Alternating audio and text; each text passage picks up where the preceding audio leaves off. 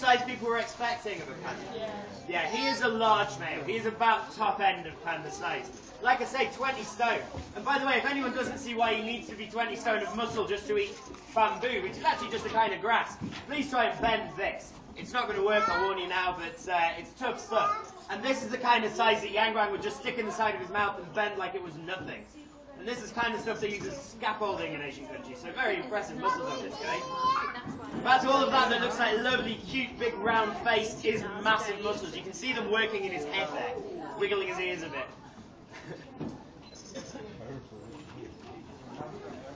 Guang's 8 years old as well. These two are both 8 years old.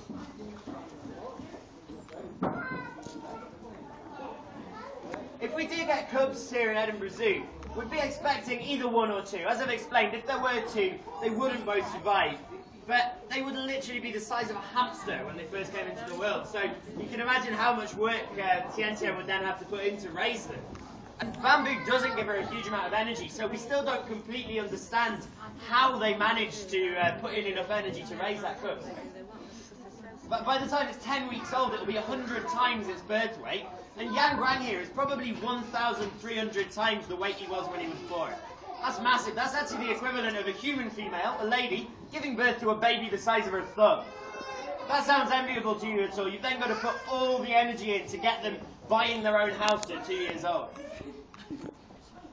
That is the age at which we'd be expecting the cubs to move on from Edinburgh Zoo as well. People are often very interested in how long we would have cubs here. About 2 years is the answer, really.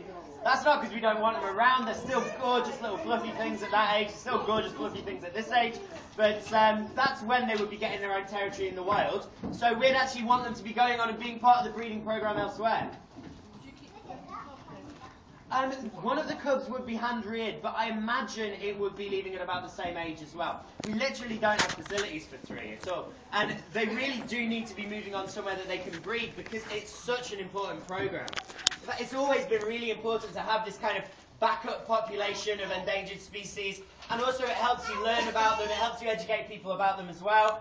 But with these guys, there's a new reason that's important, which is that Tian Tian and Guang's grandchildren, or more likely great-grandchildren, could actually be wild pandas again, which has involved so much work. That's kind of a reintroduction program, they call it.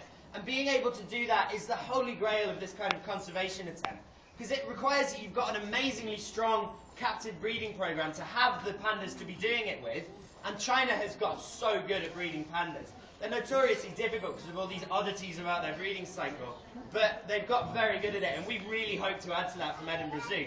But also, to think about moving pandas from captivity out into the wild, you need to know that they're not just going out into an environment where they'd be at threat again, because they have been brought down to about 1,500 individuals in the wild.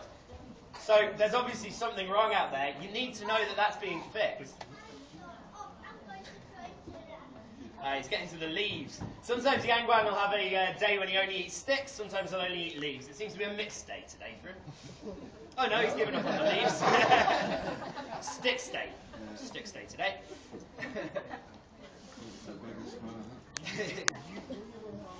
We grow about 1/6 of what these guys eat. We're trying to grow more and more. We want to bring the cost and the carbon footprint down by growing more, but most of it currently is imported from near Amsterdam. It used to be a furniture factory, but now most of what they do is grow food for pandas because they eat so much, and there's only 8 in Europe, but they still need to field each, basically. So what does that cost per food? I haven't worked it out per day. It's about 70 grand a year, so that's two or one? 5 grand a week, sorry? For the two, yeah. So a huge amount, basically. That should be an easy calculation with these 70, shouldn't it? I'm not going to do it right now. But, I mean, the reason that things are getting better for pandas, the reason you're able to start thinking about putting them back out into the wild for captivity, is because the deforestation is in reverse and the hunting and poaching has stopped as well. The deforestation is an issue because they are an animal that only breeds 2 days a year. They need to be able to spend those 2 days breeding, which means wandering over other territories and finding each other. But there's nothing in Guang's head that tells him it's okay to cross a farm. And in some ways it's probably not as well, because hunting and poaching have been an issue in the past too. So we're cutting them off from each other, and then you get no breeding, you get no next generation of pandas, you get a crash in the numbers. And that's exactly what we've seen. But it looks like those numbers are rising again. That number I said, 1,500, it's about 3 years old. And there's a count going on this year that isn't released yet, but it looks like those numbers are going up, which is amazing. Exactly where we want them to go. 20 years ago they were saying give up on the panda, it's a lost cause, and now the numbers are rising and reintroductions on the cards. That just shows you that if enough effort, enough energy and investment does go in, you really can do something about it. And you can see Tian coming to investigate here. Fantastic. They seem very docile. Are they at all aggressive, or? They can be very aggressive to each other. They're not aggressive to our keepers. There's about 4 keepers and 2 vets that have a really close bond with these guys. They need to trust an individual. They really do recognize individuals. But that doesn't mean they actually go in there and cuddle them, really.